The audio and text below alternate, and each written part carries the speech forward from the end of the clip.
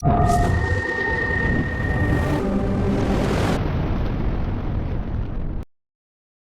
दोस्तों, मेरे चैनल में आप सबका स्वागत है। आज की वीडियो में हम बात करेंगे ब्रैडकॉम ग्रुप लिमिटेड के बारे में। इसके क्वार्टर 2 और क्वार्टर 3 के रिजल्ट आ चुके हैं और बहुत सारे यूट्यूबर बोल रहे हैं कि अब इसमें लग सकता है लोअर सर्किट। देखो, लोअर सर्किट के लिए सिर्फ एक ही चीज़ है कि कंपनी का क्वार्टर 2 का रिजल्ट तो अच्छा है, लेकिन क्वार्टर 3 का रिजल्ट बहुत बेकार आया है, वो भी नेगेटिव है। देखिए, क्वार्टर 3 में और क्वार्टर 2 में, देखो क्वार्टर 2 में 352 करोड़ का कंपनी को प्रॉफिट होता है और वहीं क्वार्टर 3 में कंपनी को 24 करोड़ का लॉस होता है।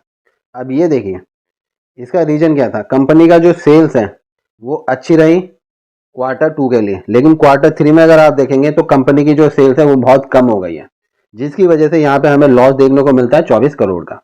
अब यहाँ पे हर कोई डरा हुआ है, वो इन्वेस्टर डरा हुआ है जिसने ज़्यादा पैसा लगाया और जितने हाई पे बाय कर रखा है। तो देखिए, जो डरा हुआ है उसको भी बता देता हूँ और जो बाय करना चाह रहा है उसको भी इस कंपनी के थोड़े फंडामेंटल बता देता हूँ। कुछ अच्छी चीज़ें हैं, कुछ बुरी चीज़ें हैं, वो भी हम इसमें देखते हैं। तो देखिए, सबसे पहले हाँ, ये हमारी 2010 की जो कंपनी है, ये हमारी क्या है, डिजिटल मार्केटिंग से रिलेटेड इनका बिजनेस है। ठीक है, अगर हम इस कंपनी का मार्केट कैप देखते हैं तो 1526 करोड़ का है। करंट प्राइस अभी 7 रुपये 56 पैसे चल रहा है। कंपनी ने के शेयर प्राइस ने अभी हाई लगाया अपना 23 रुपये का और लो लगाया 4 रुपये 65 पैसे का। अगर स्टॉक का हम पीई अगर देख लेते हैं, जो कि इंडस्ट्री के पीई से काफ़ी कम है, मैं आपको दिखा देता हूँ। 1.74 जो स्टॉक पीई हमारा दिख जाता है, और अगर इंडस्ट्री का पीई देखेंगे तो 40.4 दिखता है। तो अच्छी बात तो यह है कि कंपनी का पीई जो है वो काफ़ी कम है। बुक वैल्यू मैंने आपको बताई थी, इसकी चल रही है 38 रुपये और अभी करंट प्राइस चल रहा है 7.5 रुपये के नियर। तो बुक वैल्यू ज़्यादा है, करंट प्राइस कम है, तो ये भी एक अच्छी बात है।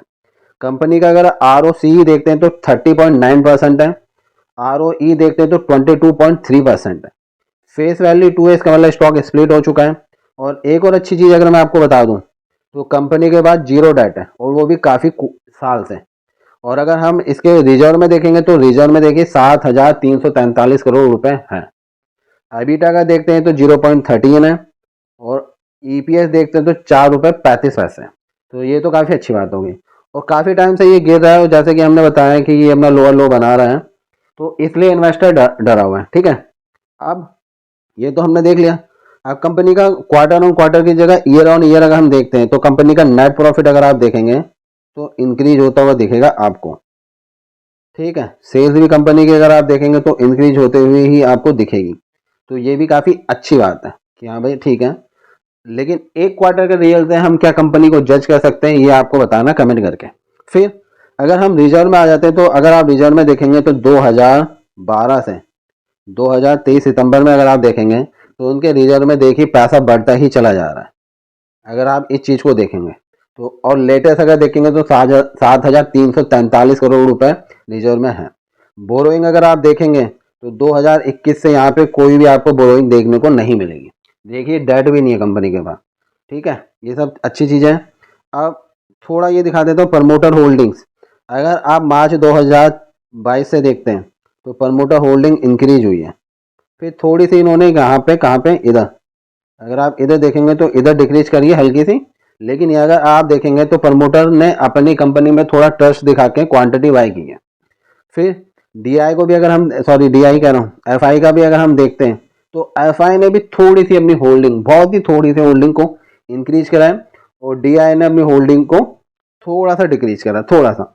पब्लिक के पास क्वांटिटी कम हो गई है। देखो, नेगेटिव में क्या है, प्रमोटर होल्डिंग्स हमारी कम है, एक तो ये नेगेटिव में हमें देखने को मिल जाता है। फिर दूसरा नेगेटिव में अगर हम देखते हैं तो हमें इस क्वार्टर में सेल्स भी कम देखने को मिलती है, दिसंबर क्वार्टर में, क्वार्टर 3 में, और कंपनी को लॉस भी देखने को मिलता है। देखो, सेल्स नहीं हो गई तो लॉस तो हो गई। अब एक चीज़ मैं आपसे पूछना चाहता हूँ कि जिनको डर लग रहा है उनको डर, दो ही लोगों को डर लग रहा है, जिन्होंने हाई पे बाय कर रखा और जिनने ज़्यादा पैसा लगाया, उसी को सबसे ज़्यादा इसमें डर लग रहा होगा। फिर दूसरा, आपने इस पैनी स्टॉक में क्या सोच के इन्वेस्ट किया था, क्या ये मल्टीबैगर बनेगा? तो देखो, अगर आपने हीरो जीरो समझ के लिया है तो अब डिसीजन आपका है। देखो, पॉजिटिव चीज़ मैंने आपको बताई, नेगेटिव भी बताई है।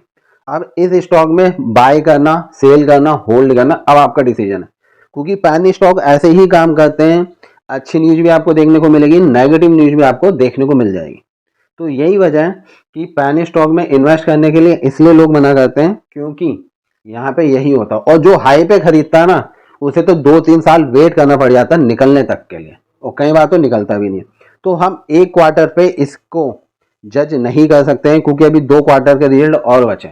और देखिए 1 साल से उन्होंने रिजल्ट नहीं दिया था, कुछ गड़बड़ थी शायद कंपनी में या कुछ प्रॉब्लम थी, क्योंकि 1 साल से क्वार्टर्स के रिजल्ट नहीं दिए। तो आप सोच लो क्यों नहीं दी होगी, क्या वजह, क्या यही वजह थी कंपनी को लॉस हो रहा है या कुछ गड़बड़ चल रही है? तो ये सारी चीजें हमें पैनी स्टॉक में ही देखने को मिलती हैं, ठीक है। तो इसलिए अब आप मुझे कमेंट करके बताना कि आपने इस स्टॉक को कितने पे बाय कर रखा हो, कितने रुपए का बाय कर रखा है, और आपका जो डिसीजन है वो इसे बाय करने का है, सेल करने का या होल्ड करने का, वो आपका होगा। ये सिर्फ मैंने इन्फॉर्मेशन के तौर पर बताया, क्योंकि बहुत सारे जो नए इन्वेस्टर्स हैं उन्हें नहीं पता होता इन चीज़ों के बारे में। तो ये सिर्फ मैंने आपको कंपनी की इन्फॉर्मेशन दी है, बाकी सारा डिसीजन आपका है। और अगर आपको वीडियो पसंद आई होगी तो वीडियो को लाइक कमेंट जरूर कर देना, दोस्तों के साथ शेयर कर देना, और वीडियो देखने के लिए बहुत बहुत धन्यवाद।